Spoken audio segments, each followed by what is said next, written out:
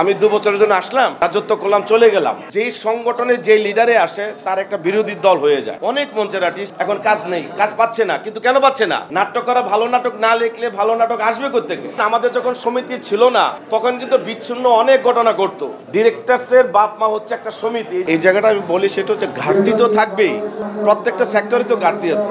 আমরা যে চ্যানেলে কাজ করি, চ্যানেলে ঘাটতি আছে না?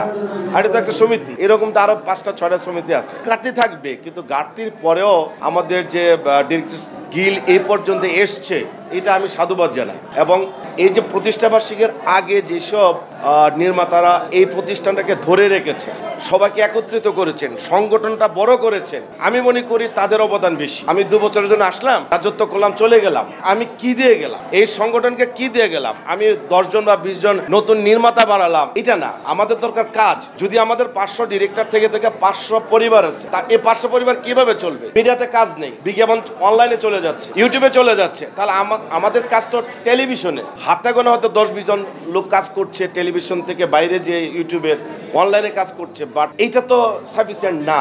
আমি মনে করি আমাদের কাজের প্রয়োজন। সেই জন্য সভাপতি, সেক্রেটারি সহ আরো যে সংগঠনগুলো আছে, আমাদের শিল্পী সমিতি আছে, নাট্যকার সমিতি আছে, প্রযোজক সমিতি আছে, সবাই মিলে বসে আমার মনে হয় 3 মাস অন্তর অন্তর একটা মিটিং হওয়া উচিত। যে মিটিংটার মধ্যে এই বিষয়গুলো উঠে আসবে, যে শিল্পীরা কিভাবে কাজ পাবে, নাট্যকাররা কিভাবে লিখবে, প্রডিউসাররা কিভাবে ইনভেস্ট করলে টাকা ফেরত আসবে, সব ডিরেক্টর সচল থাকবে, কাজ করবে। এটা হোক আমাদের ঐক্য, এটা হোক আমাদের আবদার। কারণ আমরা যেই সংগঠনে যে লিডারে আসে তার একটা বিরোধী দল হয়ে যায়। এটা আমি কোনো সমিতিকে উল্লেখ করে বলবো না, প্রত্যেকটা সমিতিতেই এটা। আপনার বিগত দিন আমাদের ফিল্মের শিল্পী সমিতিতে দেখেছেন যে এগেনস্ট একটা পার্টি দাঁড়িয়েছে এবং সেটা কোর্ট পর্যন্ত চলে গেল। তো আমাদের মিডিয়ার যে সংগঠনগুলো আছে, এই সংগঠনগুলো কিন্তু ওই পর্যন্ত যায় না, আমাদের মধ্যে সীমাবদ্ধ থাকে। এবং এই জায়গার ইলেকশনটা আমি সাপোর্ট করি। এই জন্য এই জায়গায় কোনো প্যানেল বেজ ইলেকশন কখনই হয় না। যার মধ্যে দাঁড়াচ্ছে, ইলেকশনে পাশ করার পর একটা প্যানেল তৈরি হয়। তো এইটা আমার মনে হয় যে আমাদের জন্য একটা ভালো দিক।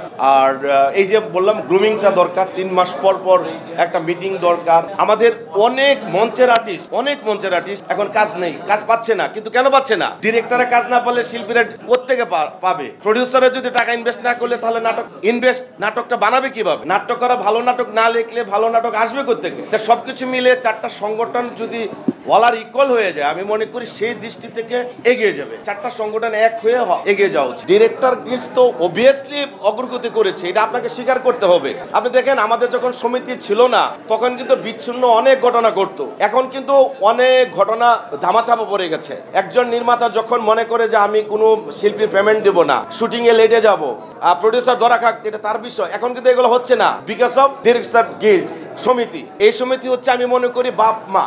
ডিরেক্টরসের বাপ মা হচ্ছে একটা সমিতি। এই জায়গায় অভিযোগ করা যায়, এই জায়গায় তো সমাধান হয়, এই জায়গায় সিনিয়ররা আসে, এই জায়গাটা শিকার বিষয় আছে। তো ডিরেক্টর সমিতি অবভিয়াসলি আমাদের দরকার আছে। পাশাপাশি প্রত্যেকটা সমিতি, শিল্পী সমিতির জন্য শিল্পী সমিতি দরকার, শিল্পীদের জন্য, রাইটারদের জন্য রাইটার সমিতি আমাদের যে আছে এটা দরকার, প্রডিউসারদের জন্য প্রডিউসার সমিতি আমাদের সব আছে। বাট ওই যে বললাম, বন্ডিংটা দরকার, শুধু বন্ডিংটা লাগবে।